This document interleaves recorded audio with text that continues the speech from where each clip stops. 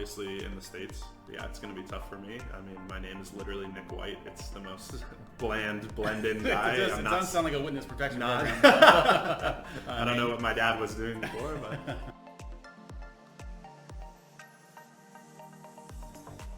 Hello, and welcome to Series 2 of Deus Ex Comedian. My name is Ryan Bussell. I'll be your host. In this series, I'm talking to comics who got their start during the pandemic. What were they thinking? What was the scene like for them when they started, and how are things for them now that things have returned to normal? Stay tuned and find out.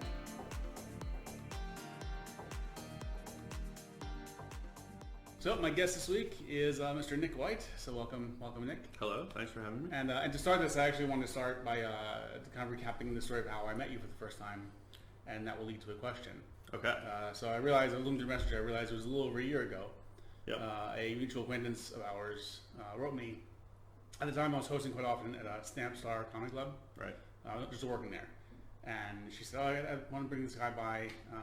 I want you to get him on the club if you can. I was like, I'll meet him.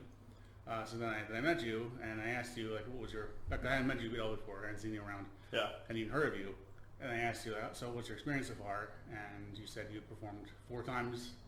Yeah. By that point. Okay. And I said, okay, well, it's nice to have you here, but I'm sure you can understand that's for a club where comics pay, or where audience pays quite a bit of money to get to the show, you're going to need a little more experience before you can get in.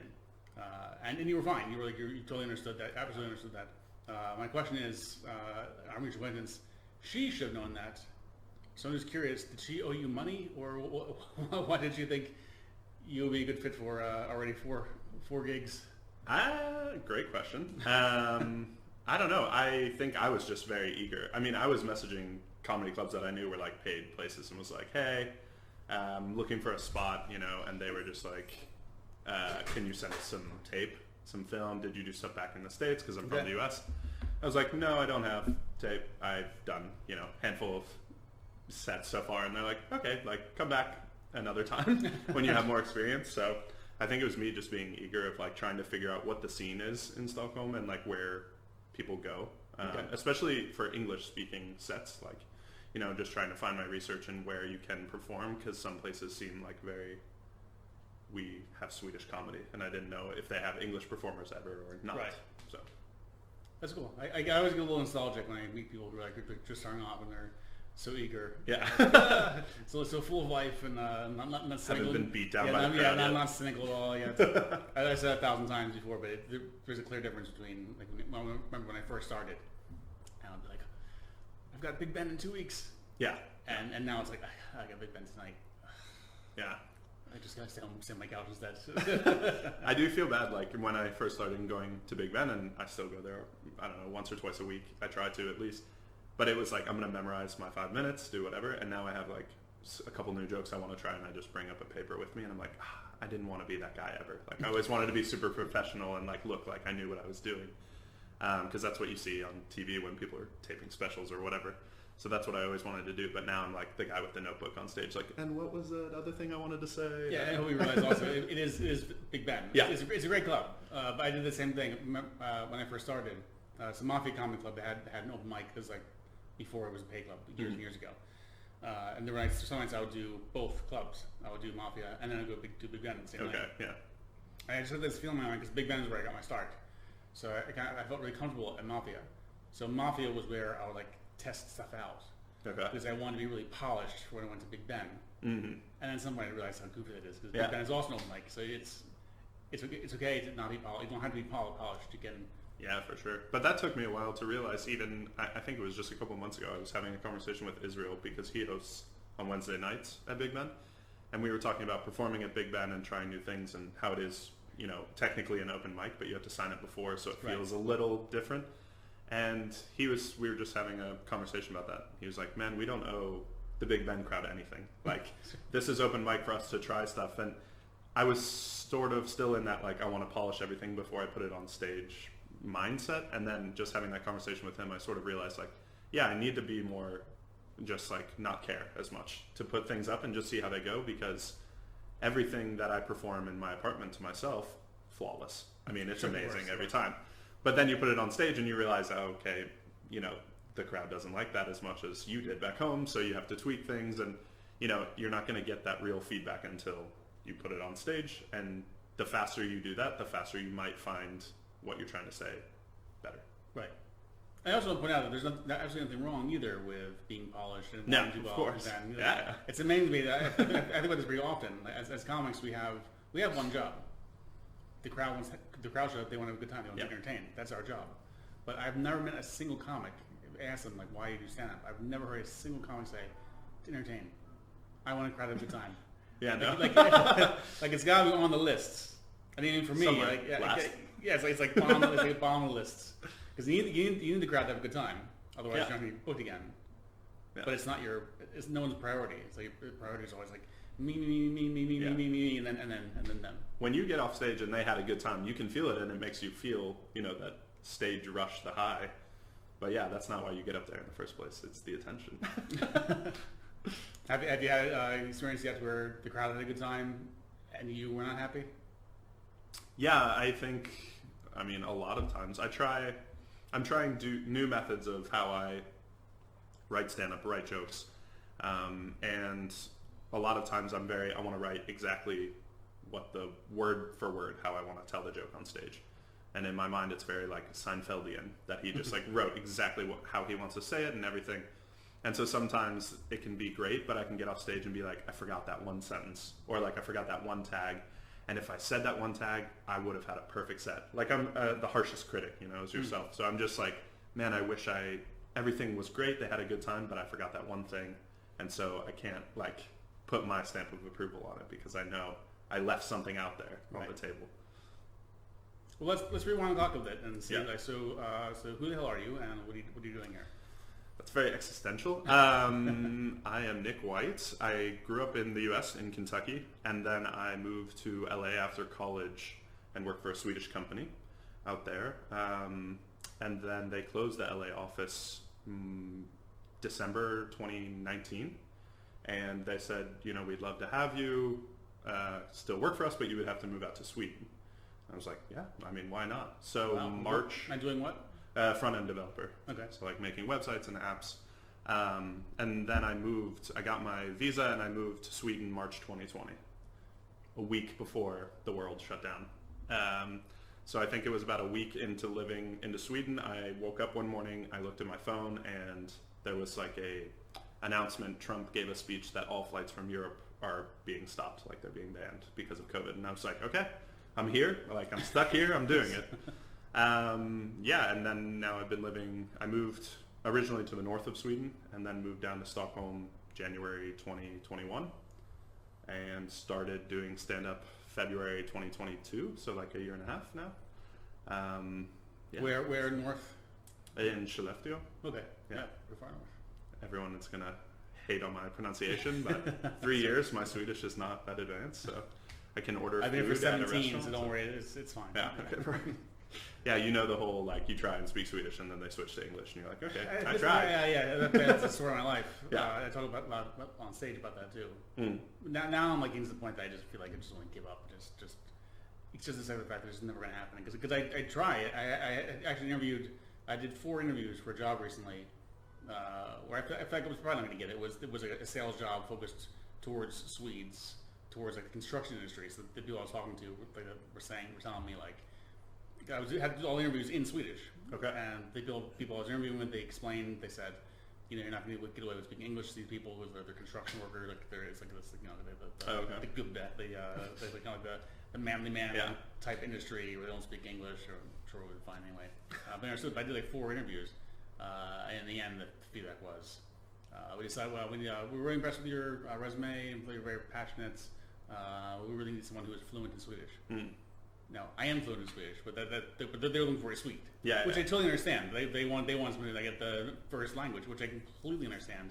Yeah. Like in sales, you're talking to a customer, they shouldn't be like, what? They shouldn't be like trying to figure out what I'm trying to say. Yeah, that makes sense. But yeah, we're gonna go a different direction. Very polite way. But it is frustrating though too. And yeah. Also, I hate when I hear other Americans and British people speak Swedish. Mm. I can't stand the accent. Yeah. I'm just like, I'm afraid, like, do I sound like that? Mm. And that makes me just not want to do it even more. So. That's fair. But you lived here, you said 17? 17 years. Yeah, okay. Do you, I mean, I've seen you perform and you talk about things in Sweden that are weird. You know, I think that's how I wanted to start, very like fish out of water. When you come here and you're like, here's this weird thing Swedes do and you guys don't realize it. Was that your focus as well when you first started comedy here? Or did you start? I did start here. Okay. Because I've been in love with stand-up forever. Yeah. But it wasn't until like relatively recently in my life that I felt like confident enough to actually give it a try. Yeah. And there was such a clear path to do it here in Sweden. So, why not? And yes, I would say yes. Obviously, comedy is you're always from an outsider perspective. Yeah. So as being like an expat or an immigrant in Sweden, it's perfect because you can see Swedish culture from the outside. You can comment on it. Yeah. And Swedes love being roasted. They love being made fun of. They adore it. In a way, Americans, I don't think we're the same. Yeah, I have that same feeling of like you can shit on Sweden and that's when they'll give you a laugh. It's like, okay, they can laugh at themselves, but in the US I feel like you would get a boo. I don't know. You've been coming on stage lately and you're like, I love it here, and you say like, if you said that in America, people would start like chanting USA. And I'm like, yeah. But here they're just like, really? I think that's really funny. Yeah. Absolutely based on that. Yeah. But also interesting too. There's been times I've actually performed in Swedish, and some of my stuff is like a bit like insulting or like roasting or just like kind of like talking down to people, and I can do it in English, it's fine. But when I do it in Swedish, I felt the crowd kind of like pull back a little bit, like, no, that's not okay. Like it's that's okay. Not what we do. It's okay to say those things when you're English because it's like exotic and fun. But when as a Swede saying it, that's like interesting. Okay, you're not supposed to do that. Yeah.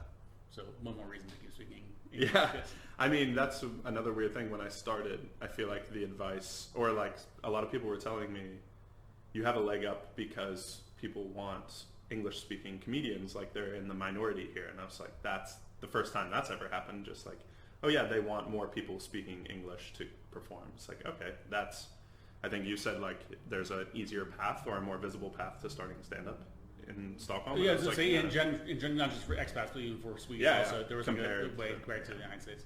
Yeah, exactly. So I was like, okay, that's cool, and I think that's why I went around to see like, okay, where can I don't know if I thought, after 4 sets I'm ready to go, but like where can I get to, or like what places would have me as I grow. But it's been Big Ben's for 1.5 years. I mean, that's where I'm going most of my time, and then I've been doing some shows at Laugh House, Jonathan Rollins and Jonas Brenning doing their all English on Saturday nights. And that was, in LA, I was living there, I started going to open mics and watching and getting up the nerve to eventually get on stage and perform. And it didn't happen. I don't know. I just didn't have that like courage, and that open mic was tough. I think that a lot of people in LA, almost everyone moves there from somewhere else saying I'm going to make it or something, and they go up on stage and you're watching these open mics and it's just bombing after bombing, and it just makes you cringe and fall into your chair. Right. It's so uncomfortable, and I was like, I don't want that to be me. I don't want that to happen to me. So I took, a step back from going and thinking about performing. And then last year in January, February, it was like extremely dark and depressing, as most winters are. I was like, okay, I lived in sunny LA. What did I do there for fun, and what made me happy? And I thought about going and watching stand-up comedy. So I was like, okay, I'm just going to get into watching. It's something I've always loved watching, and going there live is such a different experience than just putting on another thing on Netflix. So I found some places that had English performing nights, Big Ben on Thursdays, Laugh House on Saturdays, and just started going and watching. And just like to get my mood up, and then that sort of itch in the back of my head came back of like, I want to do this one time. I don't have to do it again, but like it's like a bucket list item that I really want to do. And I started seeing the same people performing at the same places, performing similar or the same material. I mean, in 1 week you're not going to write a whole new set, but when you go and watch stand-up just as a fan, you think like, wow, that's so funny. If you come back the next week, you see it again, and you're like, oh, okay, like they're working on the same thing, they're trying to tweak it, but I don't think you really grasp that if you're just watching. You don't know the behind the scenes of people repeating the same work, trying to figure out the way they really want to tell it and really want to nail it down. Right. So I started watching similar people do the similar routines over and over, and I was like, okay, I'm building up the courage again to get on stage thinking like, I could do this. I can find 5 minutes of material that I can put up there and just say, I did it, you know? And so it was just building up that courage again, and eventually going to Big Ben and trying it. And does the feeling, now you didn't actually perform in LA, but you went to open mics in LA, so you saw how it was. Right. Do you get a different vibe here, like an open mic feeling? But the reason I ask is because I think it's similar but very different in ways. I'm just curious if you picked up on any kind of different vibe. Yeah, I mean, different vibes from both the performers and like how it's run, sort of. I think in LA, there's a lot of people who want to do it. Here, most likely, if you message Big Ben open mic or something, you can get a spot. It might not be that week, but you can get in the next 2 to 3 weeks. You can go on and try for the first time with no experience. In LA, so many people want to try that you might not know you're performing that night. Like they put names in a hat and they draw it out. And that also, like watching people do that, whether like not knowing if they were going up or not, I was like, that's another layer of stress that I don't need in my life right now. Like, I'm going to go to open mic and perform for the first time or not, maybe, I don't know. It could be tonight, it could be another night.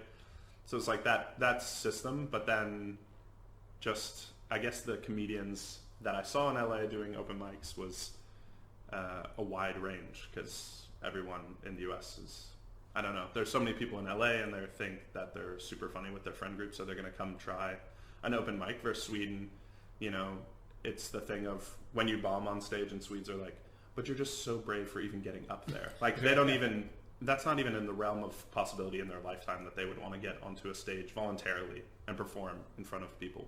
Versus in America, they just like, everyone thinks that they can make it off like material they write an hour before. Yeah, especially in Los Angeles. Yeah. No, the reason I asked because one difference I've always found is that, because, as you say, it is more difficult to get on stage. Yeah. Generally speaking, like in the U.S., just because there's so much more demand, and there are usually more places, not enough places to meet all of the demand. So because of that, because it's more competitive, and because the chances are so like infrequent, people tend to like really kind of take advantage of the time that they have. Yeah. Whereas here, it's relatively easy to get spots. Even though there's not that many venues, it's relatively easy to get spots. And because it's easy, there's a tendency to kind of like, the work doesn't really follow either. Like during the pandemic, there was a year that I didn't go to Big Ben. And I knew that when I went back, and they stayed open all through the pandemic. They stayed open 7 days a week. Yeah. And I know there were people who went multiple times a week. And I knew there were people that I'd seen before I took a break. When I came back after the break, they would have nothing new to say. Nothing. They had nothing I hadn't heard before. And in a lot of cases, that wasn't 100% true. There were people who really did like work and trying to material out, but there are also some people that they're just happy doing the same thing over and over and over again. And for them, sure, that's fine. You can do that too. I'm also very snobby about comedy too, so I tend to kind of like react in that way. It's like okay, you've got this little bit of time on stage. Like, you could do something with it, but it gets boring. I mean, when I started watching and going to these places and seeing the same people perform the same things, I thought, I never want to be like that. If I do stand-up comedy, I'm going to do new material all the time. That's impossible. You can't write, I mean, you can try as hard as you can, especially if you have a full-time job. There's just not that much time that you can like really solidify new things all the time. So I was thinking, you know, every week you're going to have a new set, not realistic, a new bit, maybe a new joke. Yeah, you can put like 1 or 2 new things and try things. So originally I was, I think, snobby in the same sense of like, I'm going to do it for me all the time, have new jokes or whatever. It's like, they're not going to be that good if you write every day and get better, then you start working on that muscle and, you know, you can crank out jokes a lot faster. But when you're just starting out, I mean, you think a year and a half, like, oh, that's a lot of time. But in the comedy world, no, you're a baby for like years and years. It seems like everyone's like, oh no, you're so new and everything. So, but not in Stockholm. There are. I also learned that pretty fast. There are no rookies in Stockholm. Yeah. People are so versed to that word. Like if you go like to New York or England, if you've got less than 10 years experience, you're a rookie. Yeah. Here it's like, okay, I've done 3 gigs in 6 months. I'm not a rookie. You know, like relax. But then here also it's like people don't want to stay out too late. They have families and stuff. So the rookies, the new people, will get like the the end of the night spots because everyone wants to do their gig and go home. And it's like, okay, the way, you see it in the US everywhere else, I think, your mindset is the later in the night, it's towards the headliner, people are going to get better. But it seems like here it's like reverse, like people just want to go. Yeah, well, it's headlines. Like, you can go to the comedy store in Los Angeles and there'll be someone on 2 o'clock in the morning. Doesn't mean they're headlining. Yeah, exactly. Yeah, it depends on the club. I was running a power comedy club for a while before the pandemic, and then there we'd have like 4-hour shows. And there's only comics, you had like 4 people in the audience by the end of the night. Yeah. But it was still fun just to be able to have that many people on stage, to do a long show. Yeah, but that's fun, but that's tiring. As an audience member, as anybody. Especially a club owner, was exhausting. Yeah. That's a long time to stay open and watch comedy. Yes, especially when you see the same people week after week. Yeah, exactly. Because to your point, it is easy to go up every week with 5 new minutes. Yeah. That doesn't mean it's ain't good. Yeah. You can be on stage for 5 minutes. It doesn't mean you actually be good for 5 minutes. Yeah, for sure. And like I said, I'm more of I want to sit down and write what I'm going to say before. So that's just time consuming throughout the week before the set. Versus, I know obviously there's a lot of comics who just go up and have an idea and they riff it on stage. Like, I'm going to talk about whatever this week. And they get up there and they just see what comes to them on stage about that topic.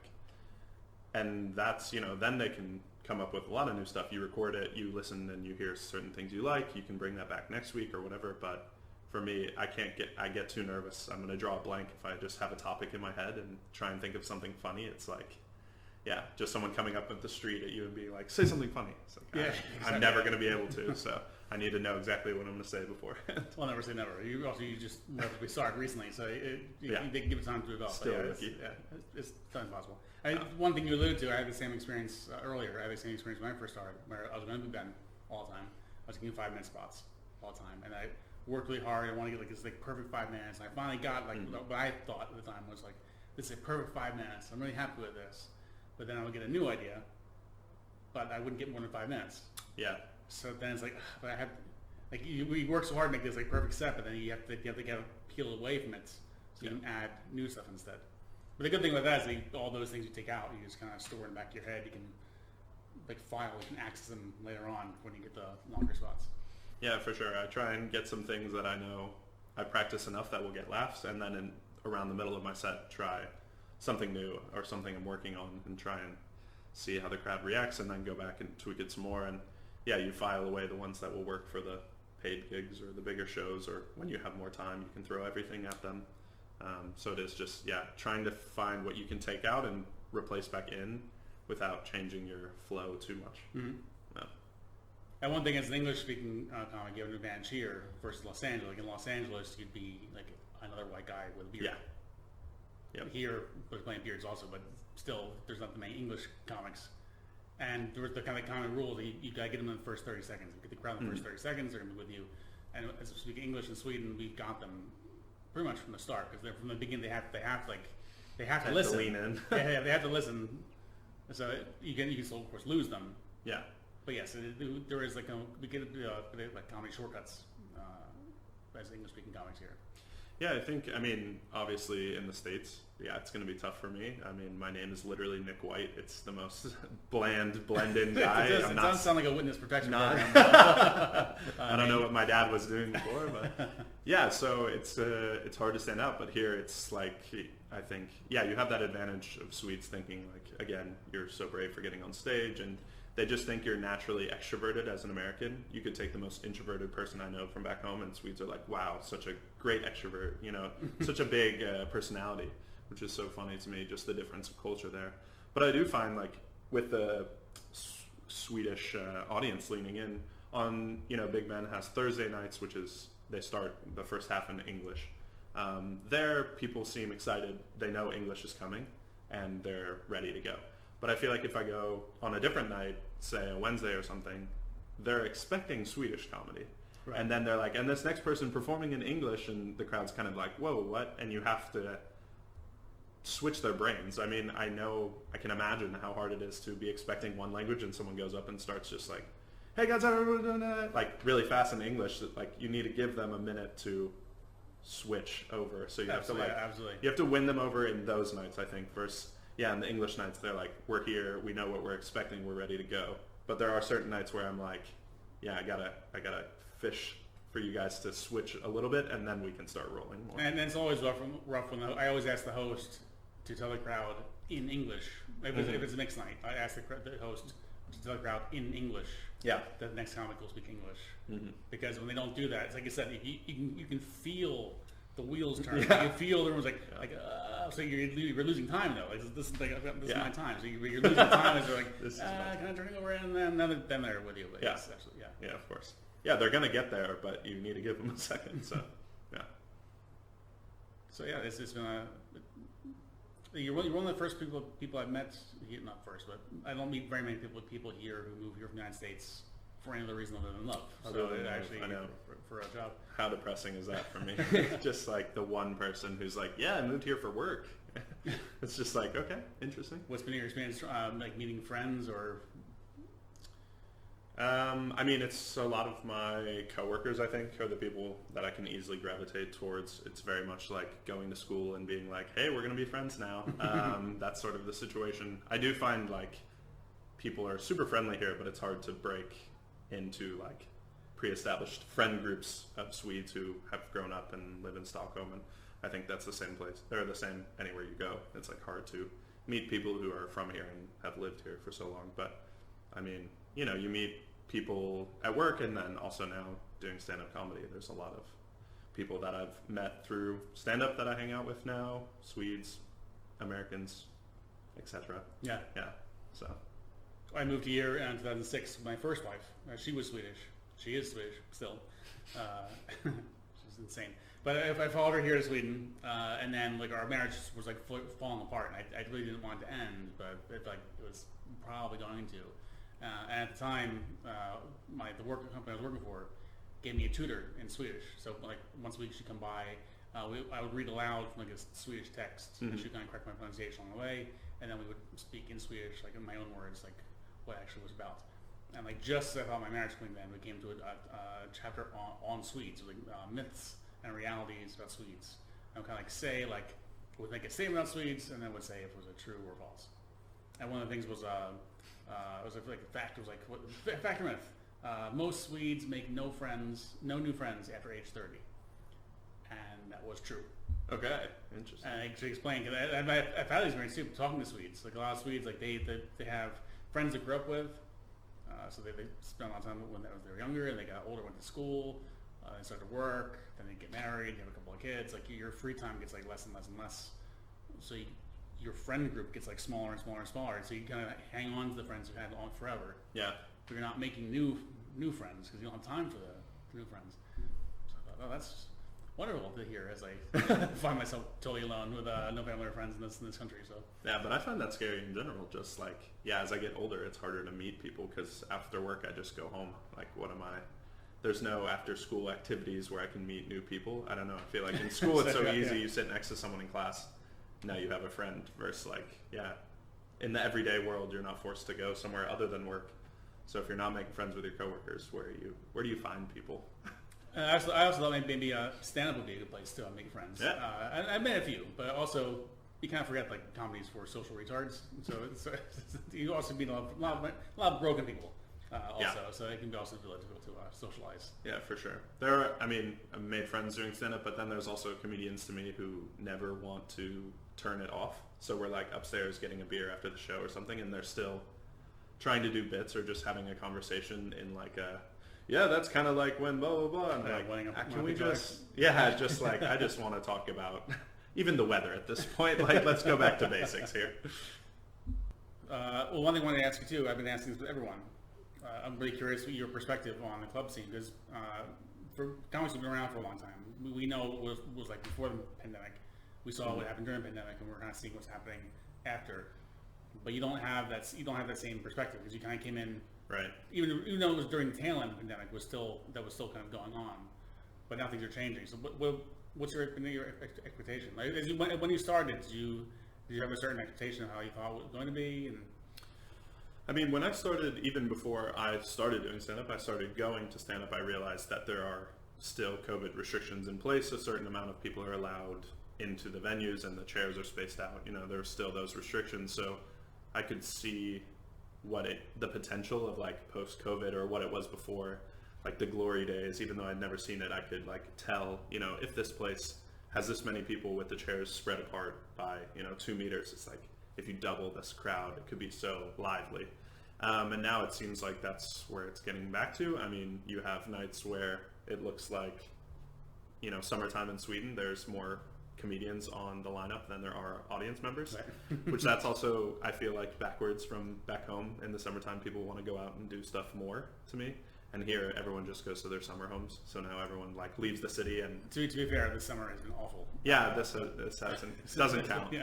I went home in June, and I think I missed the summer. It was like the 2 weeks. It was literally 2 weeks long. Yeah, and I was out of town for 2 weeks. So.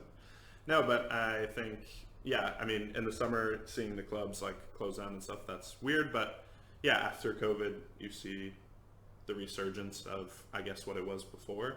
And people just like packing, standing at Big Ben and things like that. I mean, it's really exciting to see how many people want to come out and watch. It's always interesting to me because I loved stand-up, like watching it on TV or going and seeing it live, ever since I was little. And it's always been something I've enjoyed.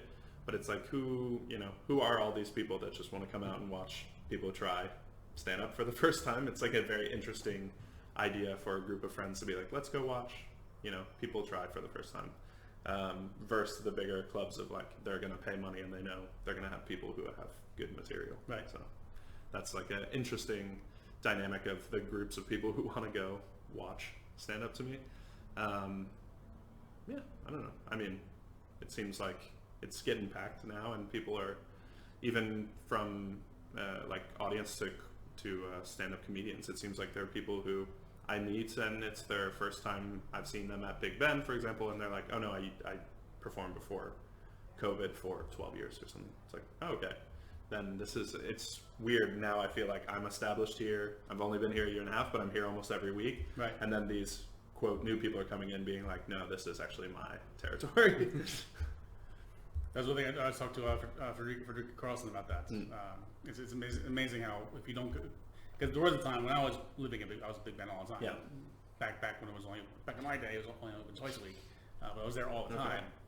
And then if you seeing certain people all the time, then people kind of vanish, then new people come in, and I always have this feeling of like, I always like want to be like really social and go talk to that person, but I'm not a very social person. So I wouldn't like be really active to go say hello to them until they went on stage and did well. And then I would want to go say hello. Okay. But if they went on stage and ate shit, then I definitely want to go say hello to them. It just feels like it only feels like it's like going to the gym in January. It's like you see like everyone's there. It's like showing new faces, but they gradually all drop off. Yeah, exactly. No, I think Frederica and I started around the same time, and it's interesting to see your like class of comedians and everyone who's going there. It's like, oh yeah, I just started too, and you kind of bond, and then you see people drop off or people start doing more shows or less shows, and just like I don't know. It's interesting to see people head their own directions with their comedy, or just say, I tried it was fun, but I'm gonna stop doing it. And you see such a new group, and then after a couple months or a year, you see a new class of people who are sort of, you see them hanging out at a table upstairs, and it's like these different levels of comedians, different grades or something. Yeah. I talk a lot about, have you seen Band of Brothers? No. Okay, it's great. It's great for stand-up. Okay. There's so many good scenes, but there's an episode called The Replacements, and it's all about, it's about Band of Brothers. About so after the D-Day invasion, members of Airborne who were killed, they get replaced by fresh troops from the U.S. who arrive, and they arrive in Europe, and they're super nervous, and they don't know what's going on, and they look to the veterans for like support and for help, and they go talk to them, and like all the veterans like want nothing to do with them, like they give them don't talk to them, like don't give them the cold shoulder, and finally there ends up like a bit of a confrontation between the two of them, like a veteran and a rookie, and the rookie's like what's going on? And the veteran just says like I need to rely on other people in my troop to keep me alive, and I know them. I don't know you, and you're probably gonna die. Because you're probably going to bomb on stage. Exactly, you're brand new. So I think there's a lot of that into it. I think in stand-up also. It's like, you're probably not going to be around next week. So what's the point of talking to you? Yeah, you're going to try it, bomb, and not want to. But that's the interesting part. Who wants to stick around? Because I had a good first set, you know, and then I wanted to keep doing it because it was so electrifying the first time. But then you're going to get to your first bomb. It's inevitable. And it's whether you're going to go back the next week after that or not. It's whether you can take that level of like self-torture of voluntarily going up there after a bomb, being like, no, now I have to. For me, it was more just like after that first time of bombing, it's like, no, I need to end on a high note. I can't quit now. I'll quit the next one. I'll do one more, and if it's good, then I can quit. But then it's good, and you want to keep going. So I just couldn't quit knowing that would be my last one. It's such a sour taste before you go. But how was the comedy scene in terms of like the jokes being told before COVID? Do you see like a change? Is it more? I mean, that's when I started doing comedy, so now it's like PC world maybe. I mean, it's not like you need to subscribe to that, or you do subscribe to that, but I think in general, I'm just curious, like if you saw coming back after times like these big moments in the world, and if things have changed just from like the joke telling perspective. Not so much. The thing is, stand-up in Sweden is still relatively young compared to other places. I think on stage in Sweden, you can get away with saying certain things you cannot get away with in other places, other countries. Like as an example, when I first started, I had a joke where I made fun of women for like, you always say you want nice guys, but you don't. You want assholes. And then, like in the end, like, but as you mature out of that phase, like eventually you don't want assholes anymore. Now you want a nice guy, but the problem is you turned all nice guys into assholes. But I said a lot funnier than that. But I was kind of blaming them. I was like, this is your fault. Right. We're all assholes. I was really making fun of like the little nice guy, like nice guy, like now you're an asshole. Yeah. That was like in the subtext, but it was very much like it was more like fuck you, and then but it always works. Like I get like applause with that and end with that in Sweden. And I did in Berlin and literally got booed off the stage, like literally booed. Really? Off the stage into that because they're somewhat they're used to it's another white guy, and like win. That's not how I intended to come across. That's how it came across anyway. Sure. So I think the Swedish audience and material in general is less PC than other places. Okay. That being said, I do see audiences getting a little more sensitive, or at times they're like a little more like, I'm not sure if that's okay, but that just means you have to work hard. It means the joke just has to be that much better to get over that. For sure. Which I think is relatively easy to do here than other places. Yeah. So I don't think material has changed so much.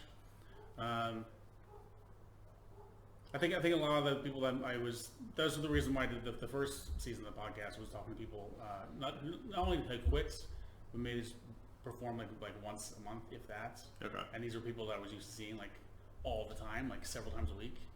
And I was like so curious about like, why? Like, where'd you go? Yeah, where'd you go? Like, don't you miss it? Like a passion for it. I think like pandemic wise, I think a lot of comics are still sort of like coming back into rotation, right? Going back into the grind, a little slower than before.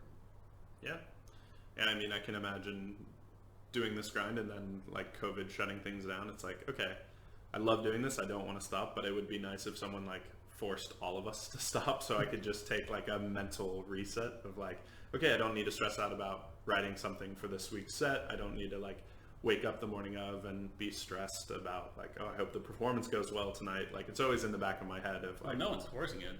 You can't. I am forcing myself. No, I can always stop, but like I don't want to. That's the if everyone had to stop, then it's easier. Right. But I do. I mean, yeah, there is. I don't know. I get stressed about. It's not like a bad stress. It's a nervous, excited energy. You know, maybe not stress. Maybe that's not the right word, but. It's in the back of my mind of like, yeah, is this going to be funny? Could I write that down? Could that be a bit of like, it's just the new way you view the world, I suppose. Right. So, have you seen people drop off? Like people like you? Yeah. Or like you started and then don't see them around anymore? I mean, I see people who perform maybe like a lot less. Like, yeah, they're coming in once a month or once every other month. So I see people go a lot slower, or I see people who want to try it once, maybe twice, and they never come back. I feel like that happens a lot, and you know, good on them for trying it. But yeah, I don't know. I still think it's like a lot of the same people coming. to, Big Ben every week and trying new stuff or tweaking old stuff. So it's fun. It feels like home almost, just like seeing the same people. You feel comfortable, but then there is that like, yeah, I'm comfortable. Here's my material. I'm going to perform the same thing. And that's the routine that, I'm sort of afraid to get into. Don't want to become stale. Yeah, the audience can tell when you don't like it anymore. The audience can tell. If it's stuff that works.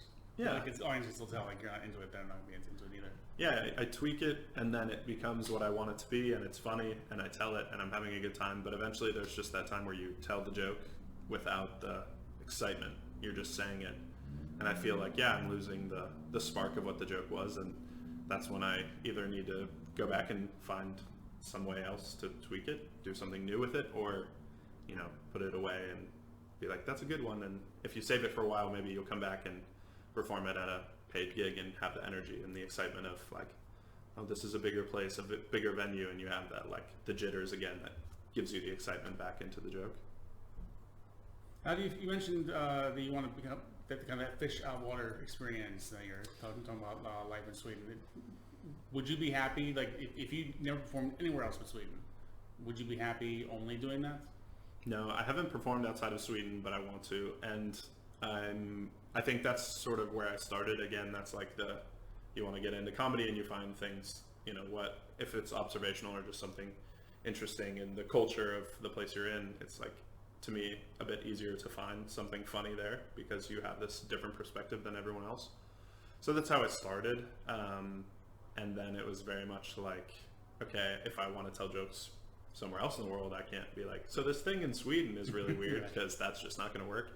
So then it's, finding everyday things that everyone in the world can relate to, and that I think is much harder, but it's going to be a bigger payoff. I don't think that I would want to just like tell jokes about Sweden all the time. I don't know if I'm going to live here forever, and also it would be fun to go back home on vacation and find an open mic there and do stuff. But if you have 5-10 minutes of great material, but a good chunk of it is about Sweden, like then I'm going to need to work on some new jokes to bring. So that joke you have, you look like someone who enjoys board games. Mm-hmm.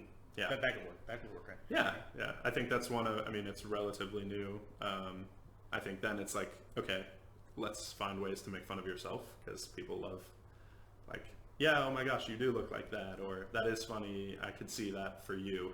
That's like I think a nice way to start writing some jokes of like, what do people see when they look at me? And I don't know, just wearing glasses my whole life and everyone's like nerd and four eyes. It's like, that's so unoriginal, but like, what's the funnier way to talk about how you look like a nerd? And it's like, yeah, nerdy people sit in basements and play board games. In my head, like play D&D or whatever it is. So jokes like that, trying to discover and write more up so I can go and try it in different countries and perform back home or wherever it may be.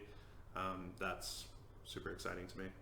And I think like a lot of people when I was starting out was like, yeah, I mean, I get your style of comedy. You're like the Al Pitcher type who finds things that are wrong in Sweden. I'm like, love him, love what he does, but like I quickly was like, oh, I need to pivot because I don't want to be stuck in only telling jokes about Sweden.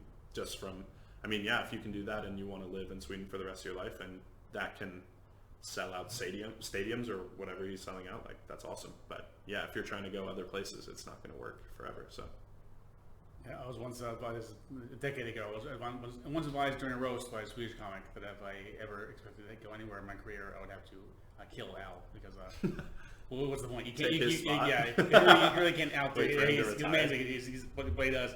You can't outdo Al. So funny.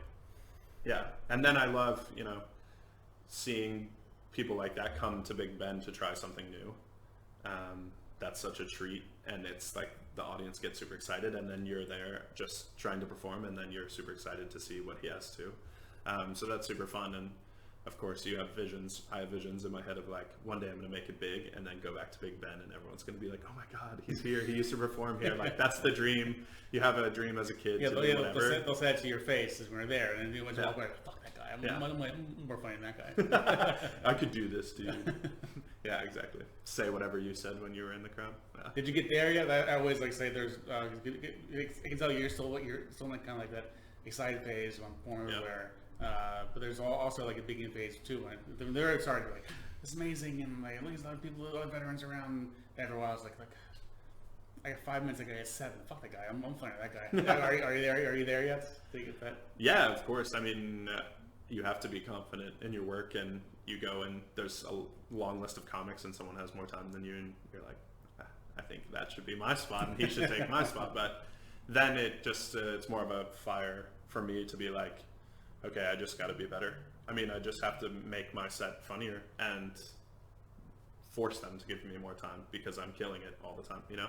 And I think that's a great mindset. We'll see how long that one lasts. Yeah, but it's exactly yeah, right. no, it is, it's still like, okay, I need to tweak it. Or you have something so funny, you put it up and no one laughs, and you're like, okay, I know there's something funny there. I didn't express it correctly. There is something funny there, and they didn't laugh, so I just need to find a new way to present the material to them. And so then you just got to go back. I mean, I enjoy the writing process.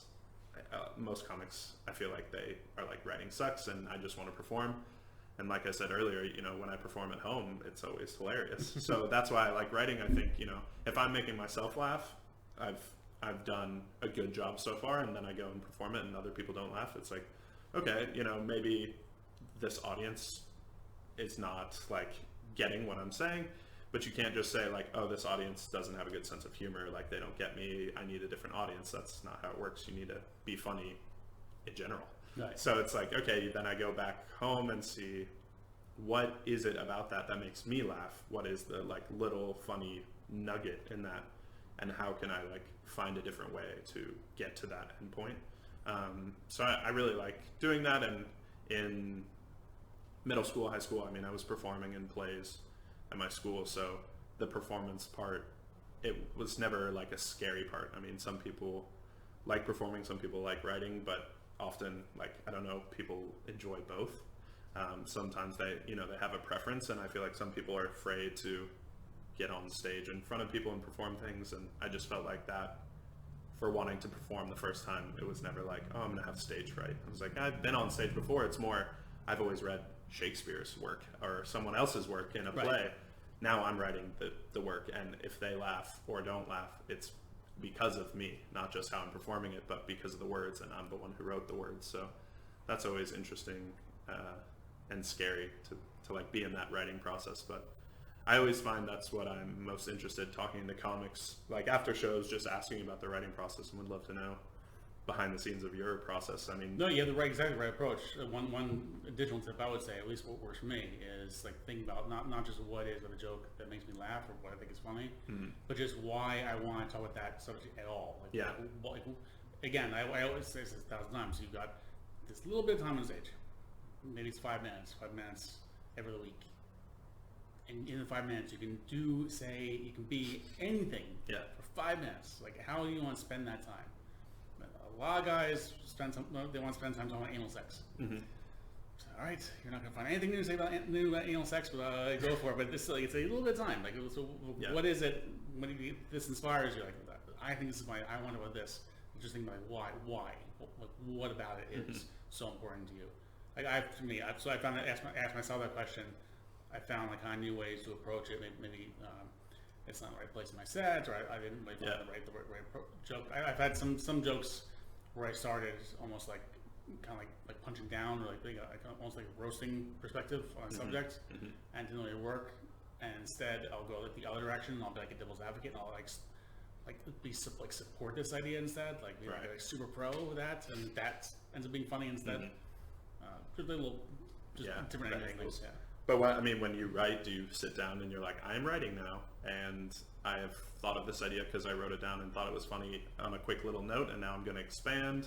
Or do you just sit and write, or do you not? I mean, do you go through that process of sitting down with a laptop or a pen and paper? Or in the beginning, I did. Okay. In the beginning, I was much more. I mumble, as you can tell on this podcast. That's a horrible idea for me to do a podcast. I'm a very mumble mouth.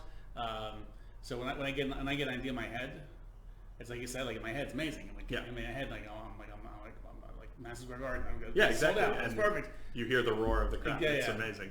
And then I'll try to say it, and it's like, whoa, that's like it's like my tongue's like, it can't get my tongue. I can't like move around it, and it's way too long also.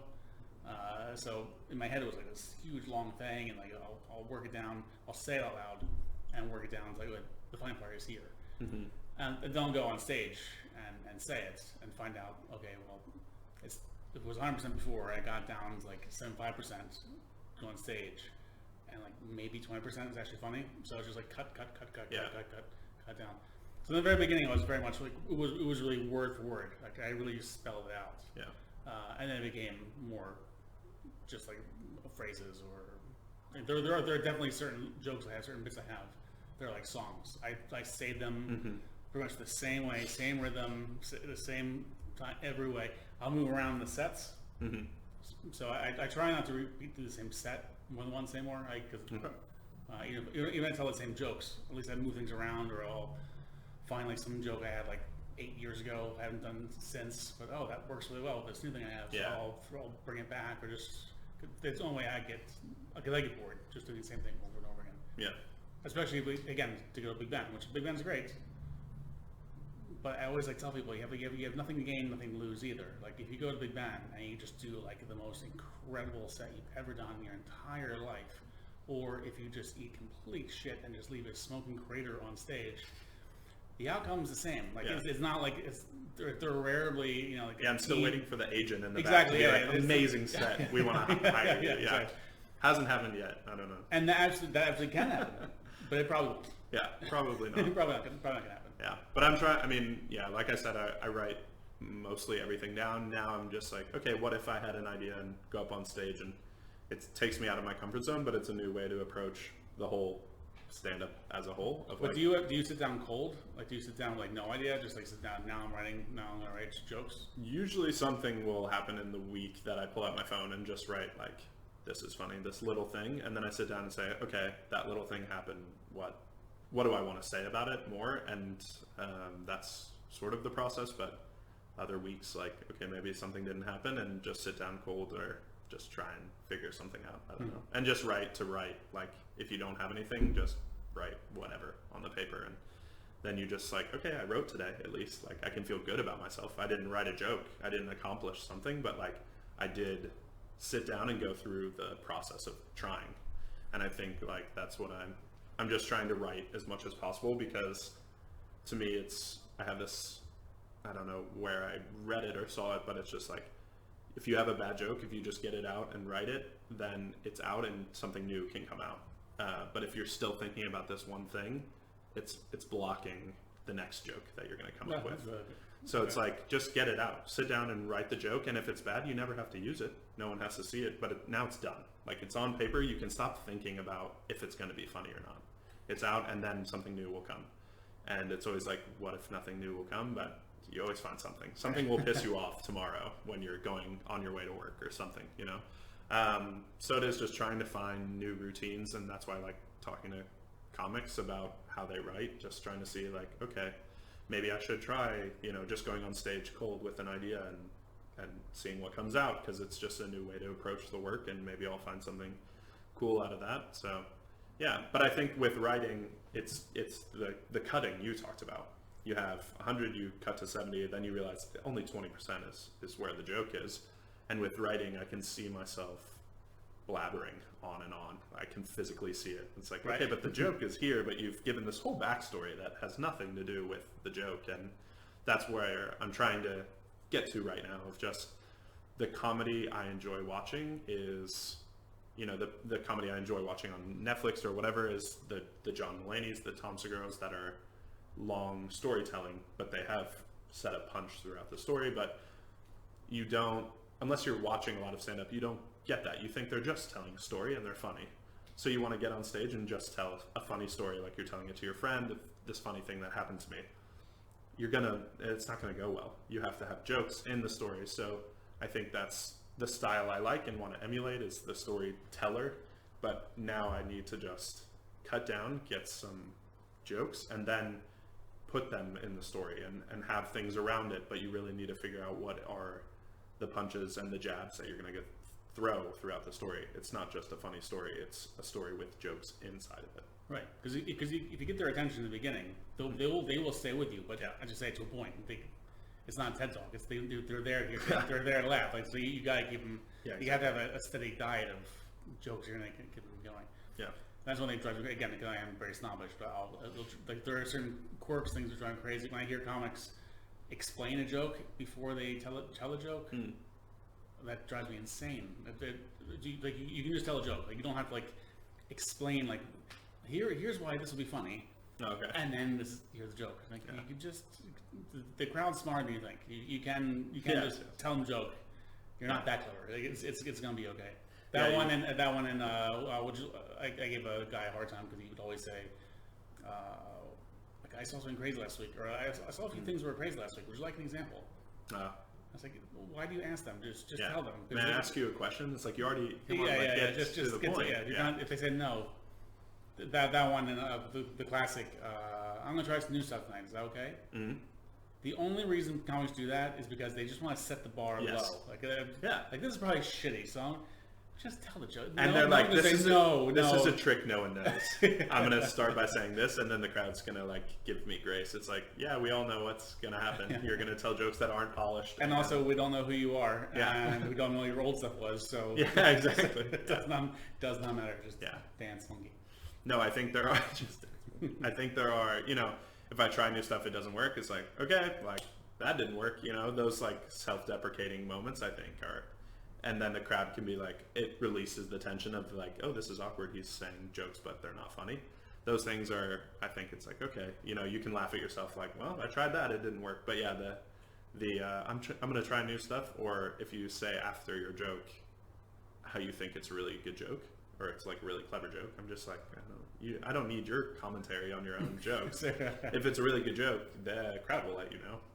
So I think, yeah, there's some things that people do on stage that I'm also like, oh, okay. But I have that as well of like I don't know how many times the same thing can happen to me last week. That's how I tell the joke. But I mean, someone's going to catch on very quickly that that's no longer true. But that's just sort of, I don't know, it's what you always hear comedians say. And I think that's just like a passed down like trait. You just listen to stand-up and then you go perform stand-up and you're like, last week, and this actually happened to me. This is a true story. It's like you're trying to get them involved and like happy and excited of what's about to come, but it's like, okay, just tell the story instead of giving the setup for the story. Setting the groundwork for the story. I have a joke when I give Swedes a hard time because the age of consent in Sweden is 15. Okay. Which is absurdly low. And then I look into it in the States, and it's actually different from state to state. Yeah. I think the best was Washington State's 18. But I have a daughter, so I started telling the crowd like 15 is way too young, and like I think about this because my daughter is 11 years old, so I don't want her coming home 4 years with like, her new like adult boyfriend. Essentially the joke. But I've been telling that joke. She's 19 now. Okay. So I told Big Ben last week. And I even just lied and said she's 11. I can't say like it's good because my daughter is 19, so I've worried for the last 4 years ago. It's not funny. Exactly. It doesn't really work. So comedy is truth, except when it's not. But except for when it's not. Yeah, it started from a place of truth, and now it needs to remain in that world of truth. Like it still was truthful when you wrote it, but now it's 8 years later. Yeah, she's 19 now. Yeah, I'm writing new stuff about how when I was home in June, I got my first tattoo, and I'm already thinking like, I hope this goes well, and I hope I can tell it next year and you know, beyond whatever jokes about my tattoo. But then I just got this tattoo for the last year and a half. Like, how am I gonna? I already thought this morning of like, how do I introduce this new bit later? Which I guess is like a very bold and confident opinion of like, this bit's gonna work and I need to figure out how to use it next year. Like, okay, I think I have something. I don't know. We're gonna try it. I'm trying it later tonight, so we'll see. And when you said you went home this summer, was it mean home to Kentucky or home? Back home to Kentucky. Yeah. How was the stand-up scene in Kentucky? I have not performed there yet. I need to go see what it's all about. I'm thinking about going and when I go home in December, I usually go home for the holidays. Thinking about finding some open mics there. So we'll see. Yeah, it's been that like I'm trying to get all my Swedish material like out and work on everyday things so I can feel good about going and presenting something back home, because I can perform here in Sweden and I can send my friends and family good takes. But if I perform back home, like everyone's gonna go, and that's gonna be like extra pressure. I don't know. For me, there is still that like if I bomb and I don't know anyone, whatever. But if like people are in the crowd and they have to be like, no, it was funny, you're like, just get out of my face. Like I don't. So I know everyone's gonna be there when I'm back home. So it's more high stakes than here, I think. But we'll see. I mean, I have friends who perform stand up back home, and they're doing well and enjoying it. And there's a good amount of clubs in my hometown in Louisville. So I mean, yeah, I'm trying to go back and see what happens. But I think there is the nerves of like. American audiences will let you know how they feel. Swedes will just, to me, like they're unhappy with your jokes or they don't think you're funny. We'll just sit back and cross our arms and be quiet but polite. But in the U.S., I mean, if you got booed in Berlin, like they're gonna boo or they're gonna like be like, "You're not funny" in the crowd, and like I'm not prepared for that yet. Like I've bombed and I've come off stage being like, "That was horrible. I hate this. I'm never doing this again." And no one said a mean word to me. It's like if someone says a mean word, that's just gonna shatter my already fragile ego. Well, heckling will be part of my worst story that I'll share with you at the end of this. But yeah, it is true. Swedes are very polite compared to other places. And the problem is like when Swedes when they do heckle, it's usually because they're very, very drunk. Yes.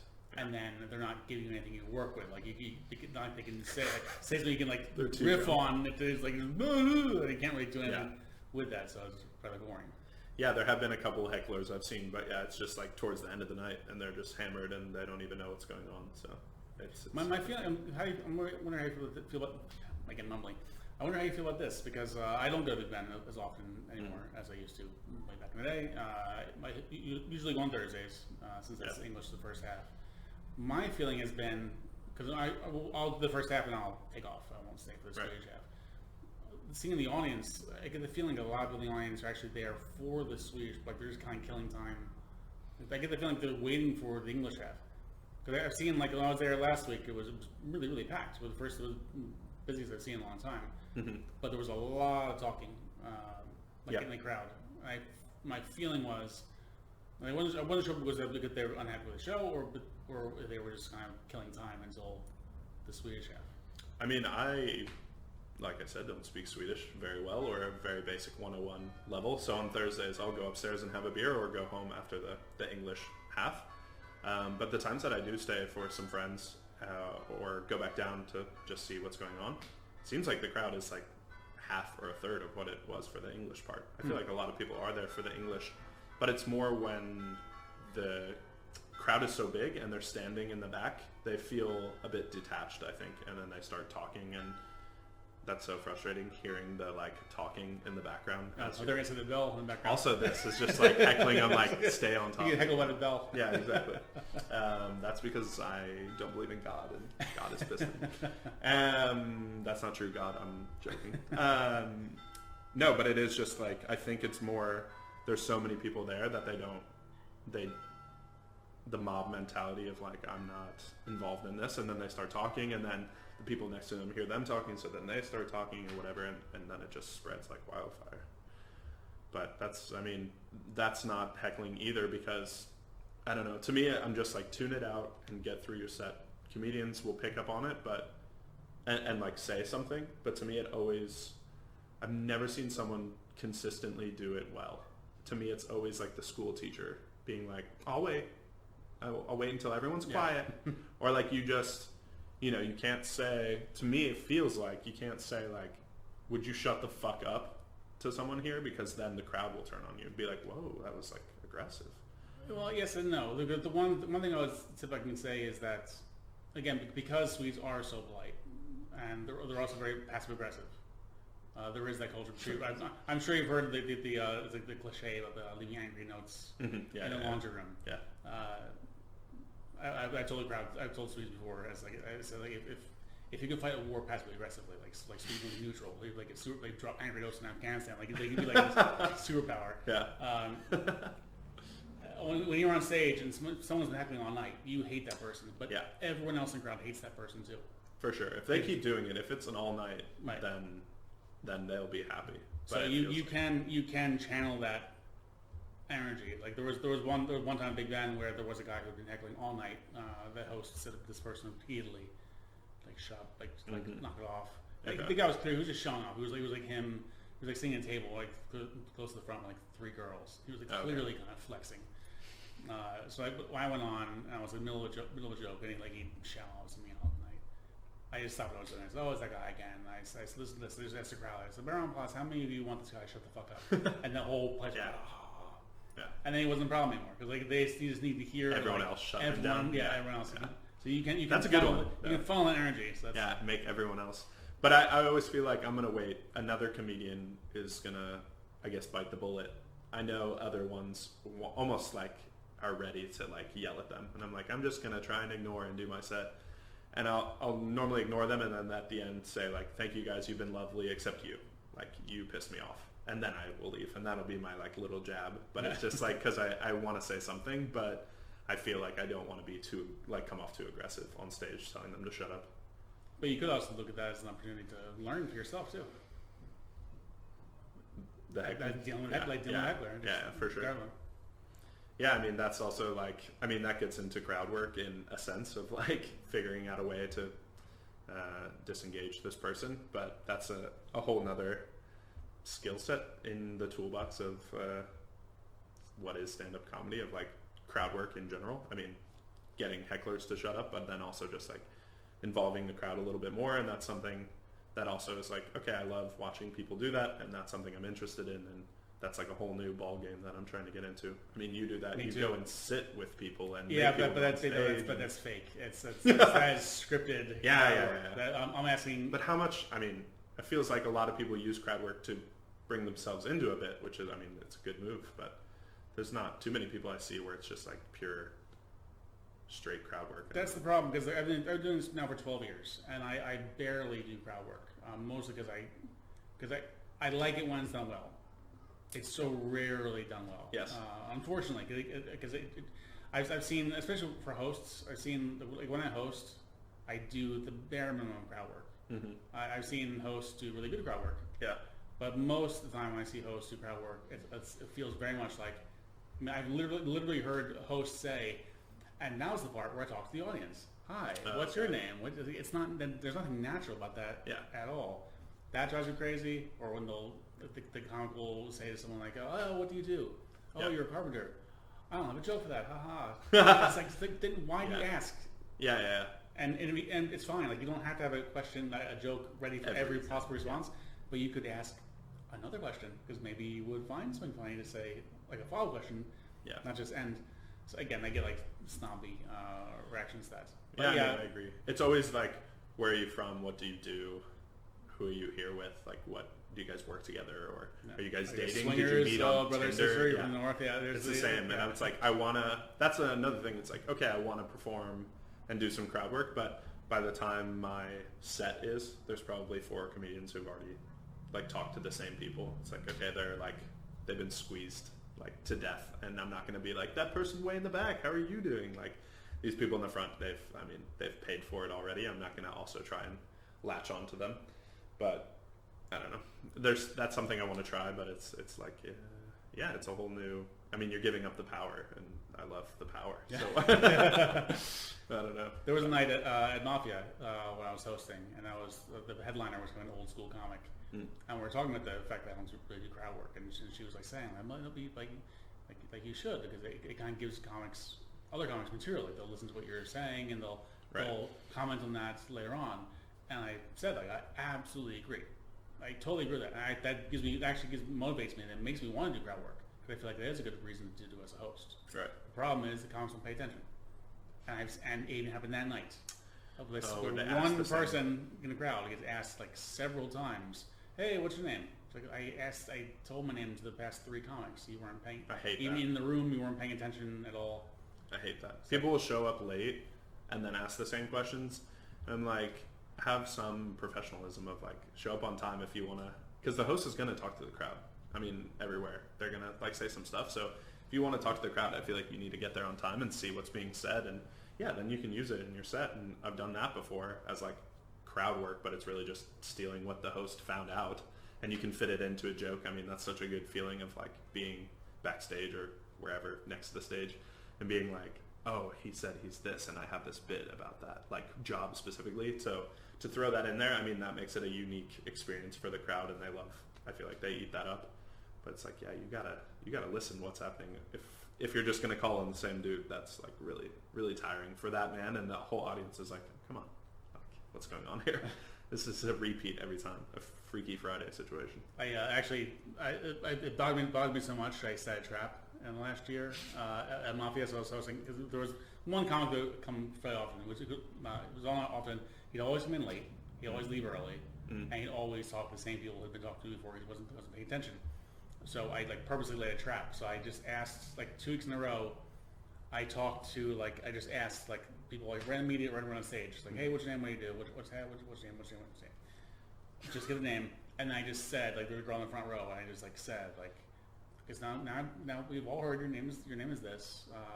If anyone at a comic asks you again what your name is, I want you to quote my favorite movie, Glenn Ross, and say, what's my name? Fuck you. That's my name. And then the second week I did it, that actually happened. Like, he wanted to say it, he asked, like, what's your name? And she said, fuck you. And the whole crowd fell apart. And he was like, what is happening? I didn't know what was happening. Oh, man. So that was fun, too. What a great host. You're like, I'm going to fuck over everybody. But no, he needs to be paying attention, I guess. But that's funny. Yeah.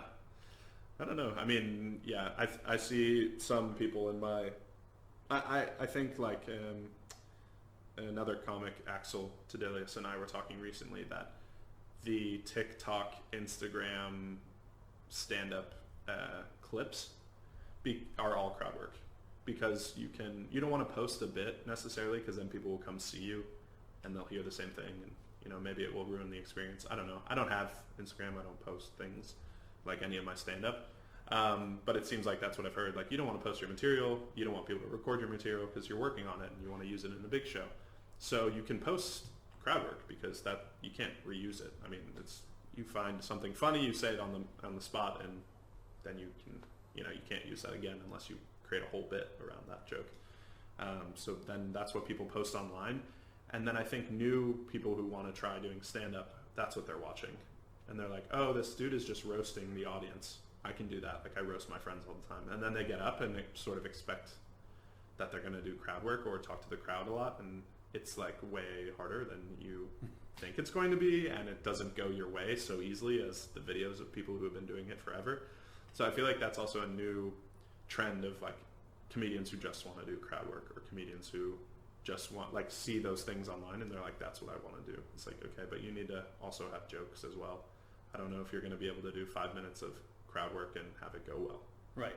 So in general, though, I do know some comics who have like posted a joke and they got hundreds of thousands of views, which is great. But like, generally speaking, I think I find it pretty adorable when comics say like, "Oh, I can't put this online because I'll burn my materials." Yeah, no. Yeah. the odds like someone who saw your joke on Instagram, seeing you and recognizing you in a club, is pretty low. Yeah. It's pretty low. But do you post material online? No, but that's any sort of social media presence? I do a little bit, because I'll do for this. Yeah. But I do very little. And it's kind of a weird feeling too. But like before the pandemic, I was like really active, like posting a lot of stuff, and rarely jokes, but like film material. But I would put jokes on Twitter or just Instagram this or a meme there or whatever. Now it's like I'll post me now and then, post something on my story, and then just like not even look anything more at all. I think overall it's a good thing. Like before the pandemic, I could go on Facebook and just like I could just scroll. I wasn't even like fun. There's nothing interesting, but I was like, that's interesting. Scroll, and now it's just like I'll put on and like, okay, I'm done. Yeah. And I found it's a healthier way to live, which is better. But also because I don't post very often, then I don't get much eyeballs either. Mm-hmm. So it kind of feeds the demon. Like I should be more active to get more eyes on. Yeah, exactly. But then I feel like my mental health will decline if I was more active too. So but then you will be depressed and you'll get funnier jokes. Yeah, right? Exactly. I don't have like Instagram or Twitter or anything. So I feel like I'm missing out nowadays. I do feel like it's like post and then you can like start DMing, comedy clubs around Stockholm and like trying to meet people and networking and getting eyes, and then people want to have you at their clubs and stuff. I do feel like there's sort of an aspect I'm missing out there of like then just old-fashioned networking of like seeing somebody who hosts a different club at Big Ben and meeting them and asking them, about spots or whatever. But yeah, it seems like too much to try and edit your clips and post them into TikTok form and add captions and like all that. It would just like, it's... And also work. Why I find I get really, I'm like, I need feedback to stay motivated, unfortunately. It's one of the reasons why I'm actually doing this podcast now. I write a blog also each week. And I do them even though I have no idea who reads it or anything. But now every now and then someone will say, "Oh, I read your blog," or "I heard the podcast." Yeah, that makes me feel pretty good. Okay. But I have to like push myself to do it. That's why am I doing it? Because I didn't want this to be like something I just think about doing and then don't actually do. But I remember like with Twitter. I remember years ago someone saying to me that Twitter is you tell your friend a joke, and then your friend just walks away. Word. It's just like talking to an empty room, and you don't know, some things will hit, some things won't. Yeah. Excuse me, it sneezes me on. That's I don't want to put like a lot of time and effort like filming a clip, editing it, adding subtitles, putting it out there, and it gets like 10 views. It's like, why did I do it to myself? Why did I go through all that effort? Yeah. Why did I work so hard on this 180? What is it? 240 now characters. But if you do it enough, if you keep doing it, then you're eventually, you hope you'll blow up, or maybe you won't, or whatever. And then you'll just be more angry, have more material for stand-up. Yeah, that's also part of my feeling coming out of the pandemic. Also, like I got really comfortable being home, like doing nothing. I'm way too happy being home and doing nothing. So I'm trying to like get out there more and actually grind it more, or do things like this podcast, or just I have forced myself out. Yeah. But it's tempting because I have a PlayStation 5 now, so it's really fun. I mean, I live within like a 10-minute walk from Big Ben. That's a game changer. Then I can go multiple nights a week, and it's not, it doesn't take much time, but I know people who live quite far away who have to take 30-minute, hour subway rides to get in to perform. Hour to come in to maybe do 5 minutes. To do 5 minutes, and then it's like, okay, and then go back home. It's like, I don't know if I would be that dedicated. Like, it's like, okay, this is now just like a proximity-based hobby so far.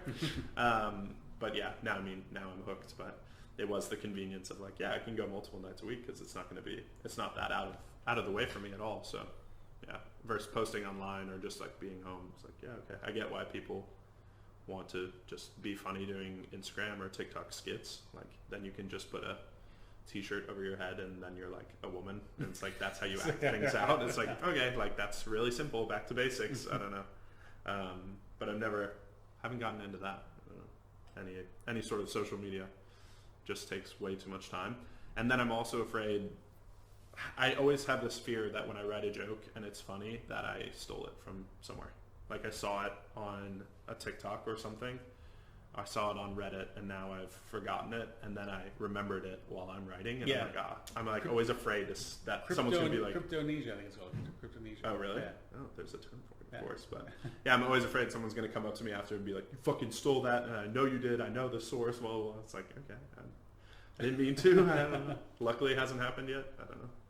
I have obviously most of the premises of the world have been done 1,000 times over. It's just your own unique voice or opinion on the matter. So I think most people are safe unless you're really trying to steal someone's material, which like it's a waste of time. Like, why would you bother?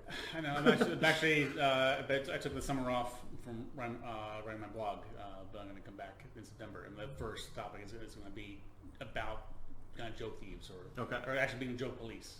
Okay. Because I've seen someone recently that getting Cryptonesia, it's a thing where I've had it happen where I had an idea, like I did on stage even, like I told a joke, like, oh, it's really good. Then I realized afterward, like, shit, I've seen so-and-so that same joke, the same last.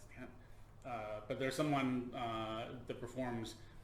They're doing a meme from a very popular meme from Facebook, and it's quite long. There's actually it's a lot of text. So it's like one thing if like you kind of like saw the meme and then forgot you saw the meme and thought it was an idea. But it's a quite large block of text. This person says word for word. Oh, I say, okay, you clearly didn't just. You must know that's not your own joke. But then I like wonder what will be the point of going to that person and like saying, hey, that's an idea.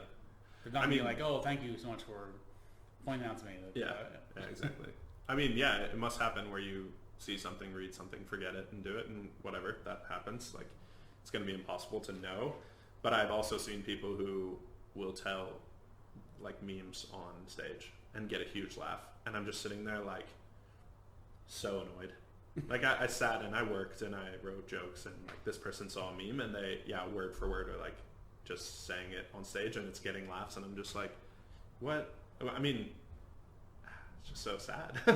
Like I'm like, what do you get out of it? And I'm like, I know what you get out of it. These people are laughing and it makes you feel good, but it's like, oh, that's really frustrating, and I don't know how other people are sitting around me feel about it. It's like, whatever, let them do it, but I do want the joke police to come in and be like, take them out. Yeah. Well, we also do tend to take ourselves way too seriously. I love stand-up. I've been passionate about this for 30 years. I love this, and I could sit and like doing podcasts. I could mumble about this for hours and ends. But in the end, we are just telling dick jokes. At the end of the day, it's like when people say like, oh, it's an art form. We're artists. Like, you're right. It is. Yeah. But it's still an art form where like Down syndrome is a punchline. Like, or guys going like, oh, anal sex is a pain in the ass. Haha. Yeah. But I have those where I write something where I think it's like really clever, and I'm like, oh, I'm so clever. This is so funny. And then I'm walking to Big Ben or wherever, and I think of a dick joke on the way. It's like, I'll throw that in tonight. Why not? It's stupid. The clever joke that I'm like, this is the greatest thing since Mozart. Like, no. Crickets. Then the dick joke just like brings the house down. I'm like, fuck you guys. Like, this is so frustrating. And then I'm like, okay, like, yeah, that's how it is. Sometimes you can't take yourself so seriously. You can't think too hard on the joke. You have to have the punch, the goofy, what's going to make people laugh. You can't make them think too much about the punchline. I don't know. It can't be too profound.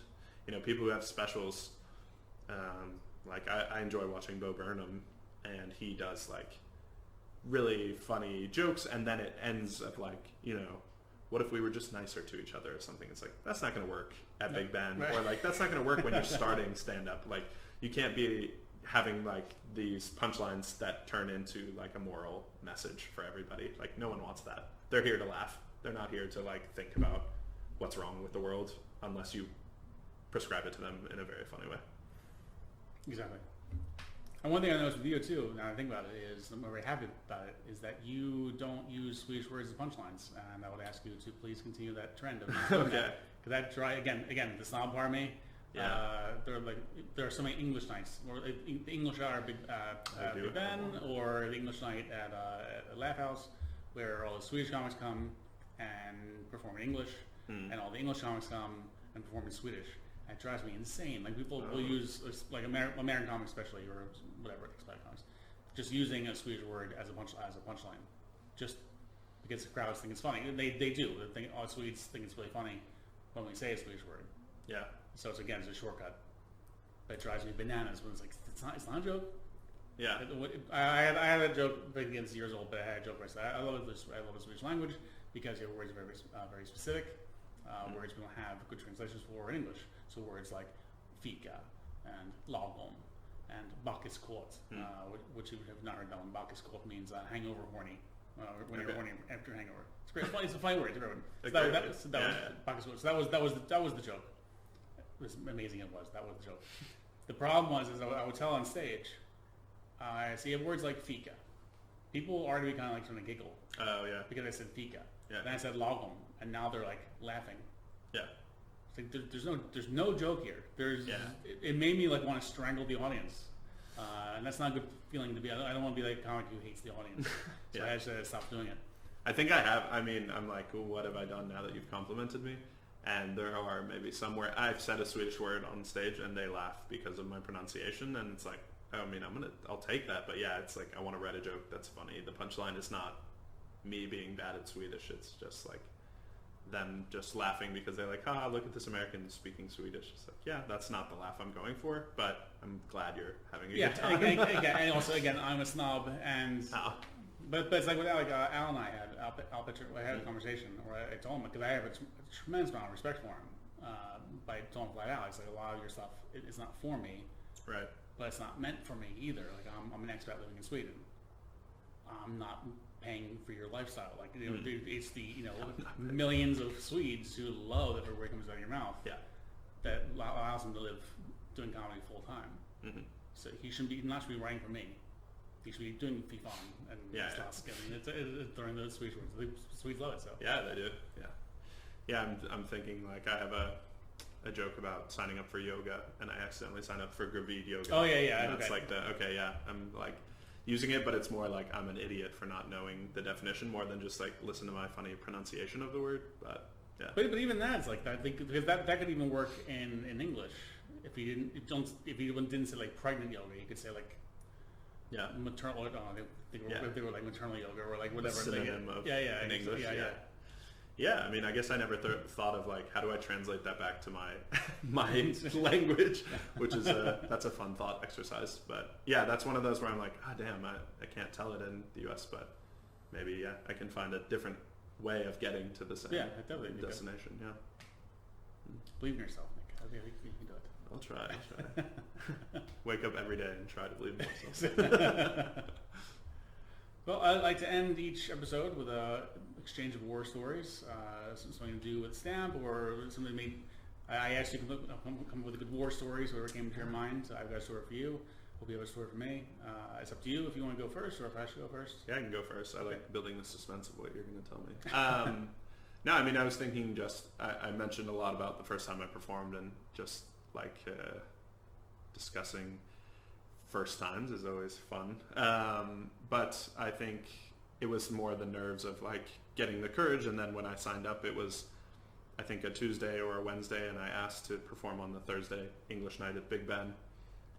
And they were like, how about this week in 2 days? I was like, no, it's too soon. I'm like, I'm not ready for that. It's next week. So I had 1 week of like, I've written my material. I feel good about it, but I cannot do this sober. I will not get up on stage and perform this sober. I'm just too nervous. Like I need to drink before this. And we had like actually had a going away after work for one of my coworkers on the day I was performing for the first time.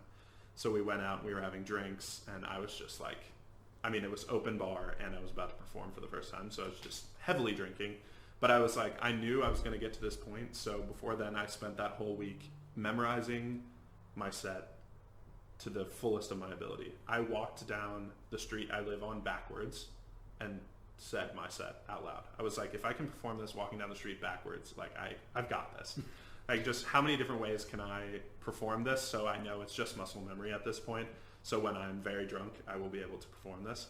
So I had the after work, was drinking, and then I mean, at some point I was just like, I gotta go. Like I need to leave, I have something, but I was keeping it super secret because if I bombed, I didn't want people to be like asking me how it went and would have to explain it to them. So everyone thought I had a Tinder date and they're like, okay, good luck on your date or whatever. I was like, yeah, okay, bye. Like believe what you want. And I went and performed at Big Ben and I had 5 minutes. I think I did like 6.5, which I mean, any other place in the world, I probably would not be allowed back on stage. I feel like that was just super rude and not a good look, but I was super nervous and I had a callback at the end. So I was like, I gotta get there. I want that to be like the last thing. I can't leave before I get to that point. And that I mean, I practiced it and really felt like it was a certain amount of time. And normally when you're nervous, you speak faster, but I guess I was just like happy to be on stage and I was taking my sweet time, which was, I mean, I feel still guilty about like, the first time I presented, or the first time I performed, I went over by like almost 2 minutes. That's a bad look. But it went well. I mean, that's why I'm still doing stand-up. It was the bucket list item that I talked about, but because it went well, I was like, I'm gonna keep at this. And I felt so good about it. I was like, you know what? They're still having after work. I'm gonna go back and just drink more to celebrate. So I went back after whatever it was, an hour and a half, 2 hours. And then people at my office were asking how the date went. I don't know. If I'm back after only 2 hours, like you really, like why would you ask me that question? It obviously didn't go well. But then I was drunk and happy and got to explain to them that I was actually performing stand-up, and then it quickly became a thing in the office that I do this, and it was probably, I don't know, maybe my 10th set that the CEO of my company and the head of HR came and watched me with a whole group of people from the office, which was fun for me until I was on stage and I was telling a joke about buying Plan B for like a Tinder hookup that the condom broke while we were hooking up. And in my head I was, you can go on autopilot if you know the material a little bit. And in my head I was saying the stuff out loud, but in my head thinking, they should not be here. I should not be saying this in front of them. I have to see them at the office tomorrow. Like, and then, calling my family and being like, people from the office were there. It was so fun. And my mom's like, are you going to be fired? Like, you should be more worried about this. And I think that's also like quite funny feedback I get from my family back home, because my parents and I have an older sister as well. They don't want to see like the innocent child that they know talking about inappropriate things on stage. So I've had a time where I have a joke where I relate myself to Anne Frank in our struggles. And my mom, I've been on the phone with her before, and she was like, your sister and I have talked, and you're not going to tell that joke anymore. I was like, thanks for the feedback. I'm so glad you all have reached this decision for me, but that's not really how this works. It gets a laugh. It gets one of the biggest laughs in my set right now, and I'm going to keep telling that joke. So, I've taken it into consideration, but, I'm going to have to veto that. So, but yeah, the first night went well, and been going ever since, I don't know, a year and a half later. So it's been super fun. Get to meet great people. Excited to hear what your war story is. I don't know. You said maybe heckling, so. Heckling was involved in it. Okay. Yes. You were heckling someone. A bit. No, it was on my mind now because I have my first corporate gig coming up in a few weeks. First one in a while. I haven't done one for a couple of years now. So like a company just was like, we saw your stuff, we want to hire you for... Exactly, yes. Come to spots. Which, and you just do your normal set? No. Okay. Do you research them and just... I will do a little research. Find exactly. So find a little bit of the company I talk about them. Right. I'll be doing my own material, but I will not be doing like white power or asking like a personal question that will not be in there. Okay. It's a very PG rated set. Interesting. And I'll explain why as we go. But they're so corporate gig. I'm guessing I'm not handling yet. They're never fun. The corporate gigs, these it's like these are the stories we tell around the campfire, like all the comics, they tell like how horrible they are, because they can be fun, but it's very, very rare that they're fun. Because I have this one coming up, it made me think of Christmas time, because Christmas on the Yule board, the Christmas table culture in Sweden is very strong, and it's very like a lot of comics are very busy the last few months of the year, because there are a lot of like these company get-togethers, like Christmas celebration. They'll hire a comic to come to a Christmas table. That was when I had a couple years ago, where I was contacted this company. The company wanted me to come to the office here in Stockholm, doing book me for their company event, and they said the guy told me like, we really fun surprise, and I told him right away, like 9 times out of 10 they want to be a surprise because they think it's gonna be fun. It never is. It will be a fun surprise if it was like, if they would tell like the company like, so they're surprise guests, Jerry Seinfeld, like Chris Rock, or like someone they know. Surprise! But it's like surprise. Like, is this the new hire? It's my set. Get to that in a second. No, but it's like surprise. Like, so okay, I know they're like, okay, I know you're having fun, like hanging out, drinking, and talking to each other, but we all stop doing that now. Instead, give all your attention to someone a total stranger, who's going to try to make you laugh. It's never fun. So I just told this guy, I said, look, it's your show.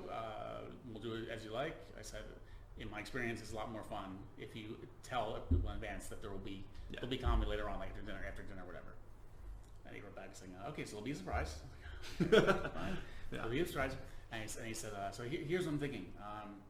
I'll introduce you as our new area sales manager for the UK. Oh my God! So you come on. So you'll come on, and you can like pretend like you are that for a few minutes. But then you do your thing, and then they'll understand that you're kind of like okay. And then he gave me the number. Like this is the number for my assistant. So if you come to the office, having dinner at the office. So if you come to the office at 7 p.m., call my assistant. She'll let you in, and she'll take you to like a room out of sight where you can kind of stay until it's time. Okay, cool. So then it was time for the show, so I went to the office, and I had no idea. I knew they were having dinner, but I didn't know if they were drinking. And that's also a key thing with corporate gigs, is that the person who books it is probably the only person who actually likes stand-up. So again, everyone else is kind of like talking, hanging out, having a good time. So you have to end their fun so you can do comedy. the first problem.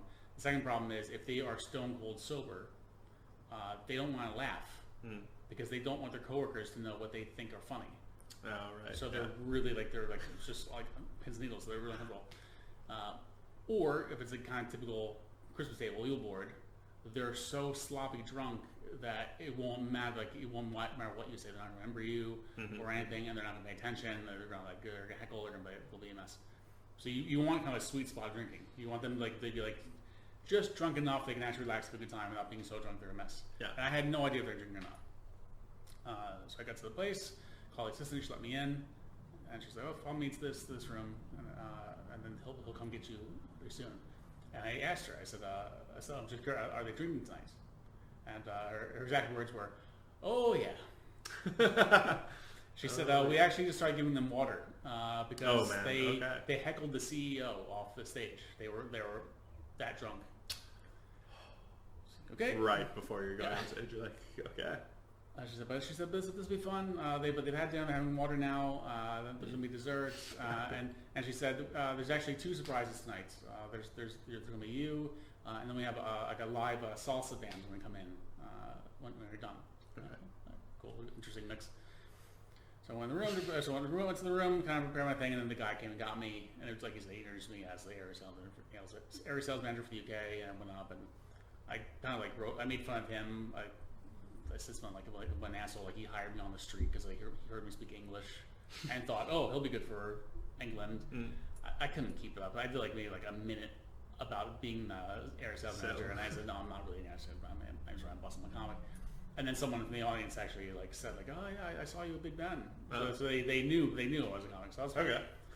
But I explained. I always say at the beginning, every time I always say, "Hi, my name is Ryan. I'm from the United States." Because when I don't do that, I've heard, not just corporate gigs, but in general, every club, when I don't say where I'm from, I've heard people in the audience talk amongst themselves, is he Irish? Trying to figure out where I'm from. So I always have to say, "My name's Ryan. I'm from the United States. I live here now."